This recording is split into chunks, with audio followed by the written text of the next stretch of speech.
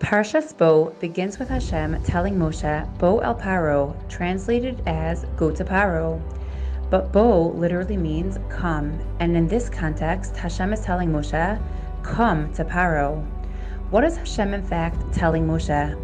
It is brought down that at this time that Moshe was approaching Paro, Moshe was scared. And Hashem said, don't be scared, come with me to Paro. Why was Moshe in fact scared? Let's talk about redemption. The past two parshios discuss the two stages of redemption. One, the recognition of pain and the screaming out.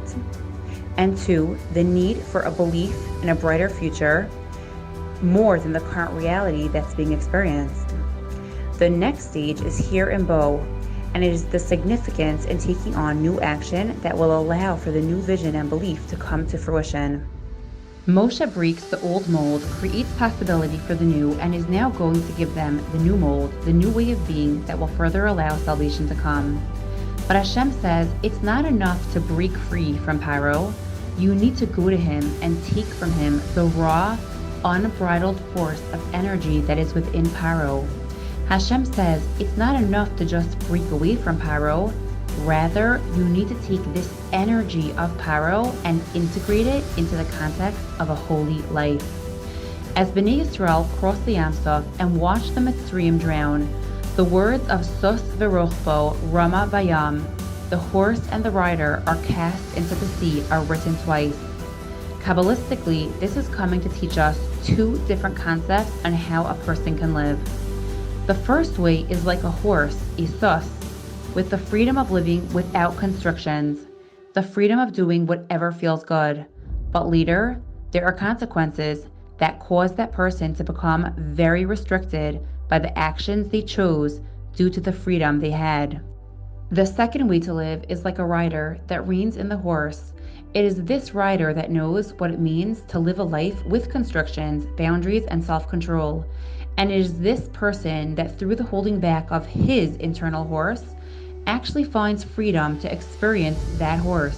Meaning, when a person chooses to live life from the lens of responsibility, he creates a space for himself to live freely within the confines and structure of a life he has committed himself to. For example, a person that does whatever he wants within the context of male-female relationships and has a completely open attitude without boundaries will later cause tremendous constriction upon himself from the consequences of such freedom. That is the equivalent of being the horse that got cast into sea. But the other vision of being a rider on a horse reflects someone, in this example, who commits himself to the boundaries within, specifically here, a marriage relationship. And he produces the space to live with freedom and joy within the limitations of his marriage. That is a person controlling the horse. Hashem told Moshe, I will come with you to take with us and to deliver to Bnei Yisrael the energy of Paro, the raw, unbridled, energetic force that is revealed in utmost joy and happiness.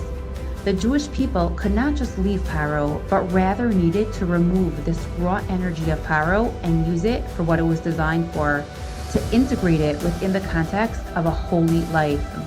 Many people think that being responsible and maturing means limiting joy, happiness, and living a life of solitude and seriousness.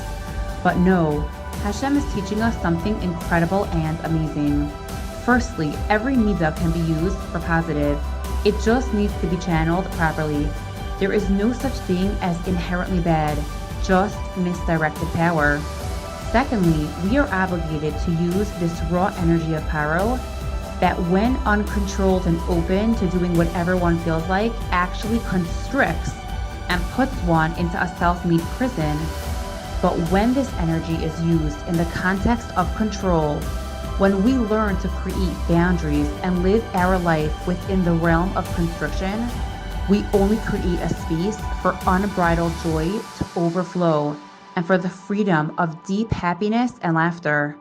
We must remember that constriction is truly the doorway to freedom, and we must take advantage of this awareness and be sure to create the experiences of fun, excitement, and overflowing joy within the holy life we choose to live. So let's anchor ourselves into the truth of what I call self-love, the capacity to hold back so you can be brought forward into a place you truly want to go.